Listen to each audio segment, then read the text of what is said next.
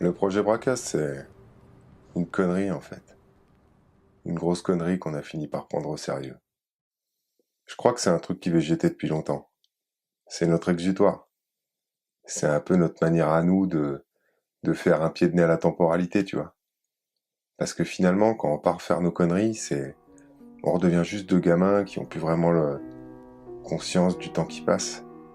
Comme deux gamins qui auraient oublié de grandir, tu vois. On a grandi dans les années où la pêche moderne de la carpe arrivait seulement en France. C'était tout nouveau. On connaissait que dalle.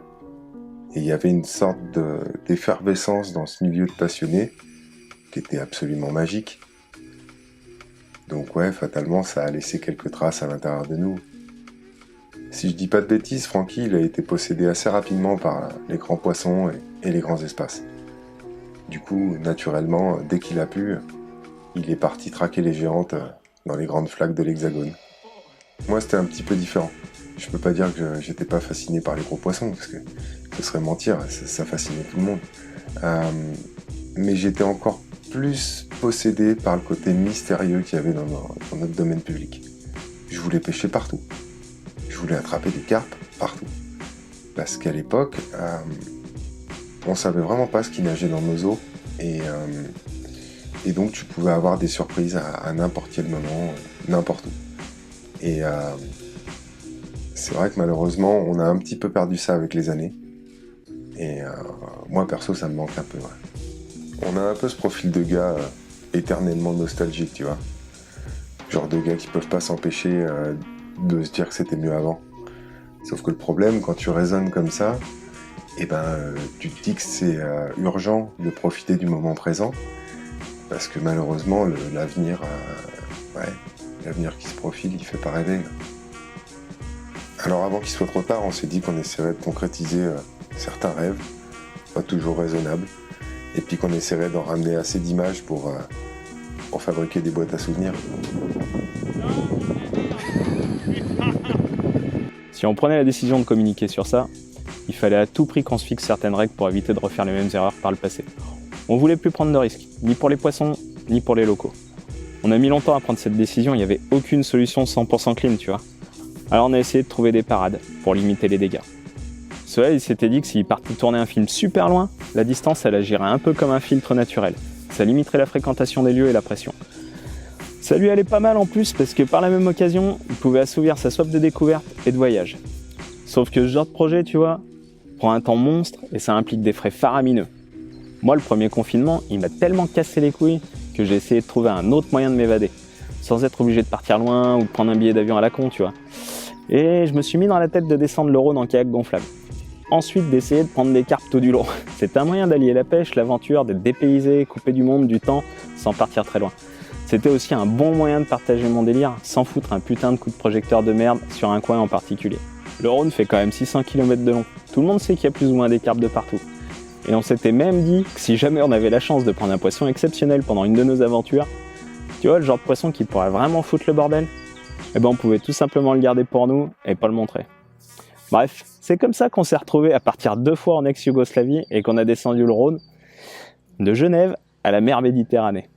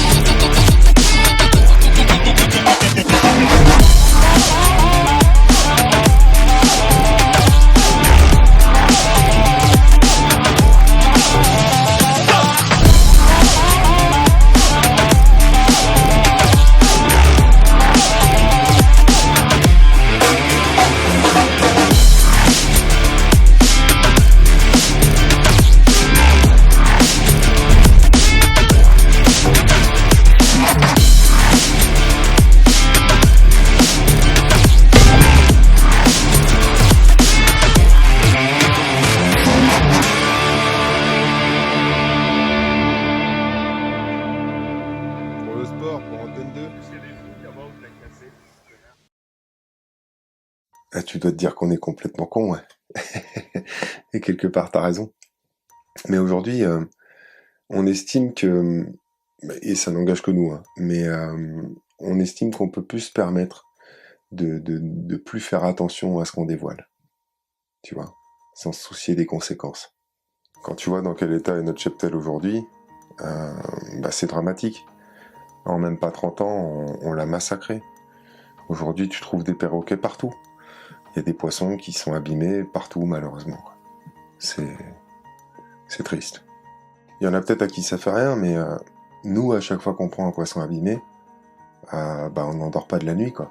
On remet tout en question et on finit par se demander s'il faudrait pas raccrocher les cannes. D'ailleurs, finalement, c'est ça qu'il faudrait faire. Si t'aimes vraiment les poissons, tu raccroches. On est trop nombreux, c'est sûr, c'est un fait.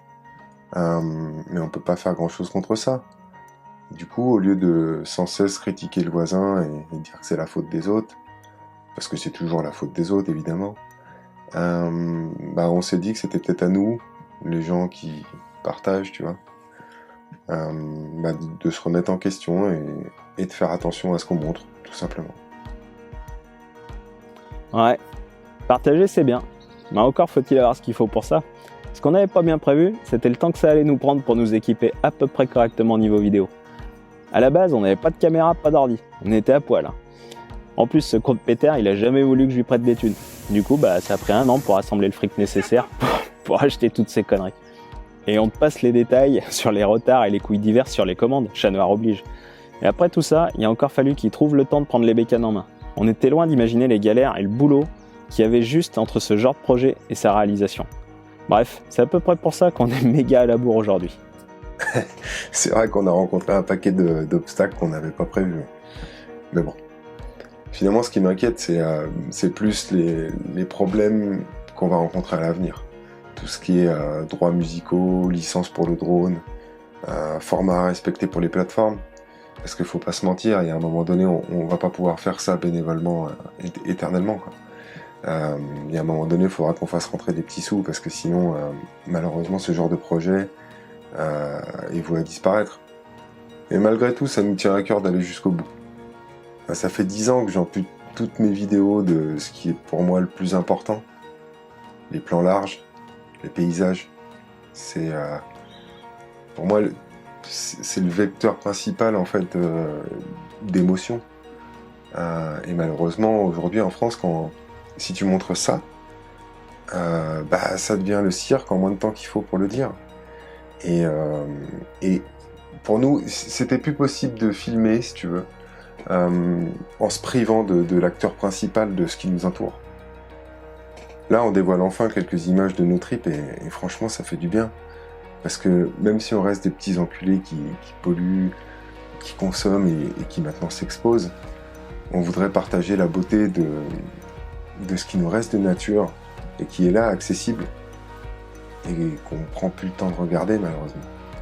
Si on arrive à faire ça sans qu'il y ait des conséquences dramatiques derrière, alors on aura réussi notre pari. On vit qu'une fois, mon pote. Et quelque part, on cesse jamais de grandir.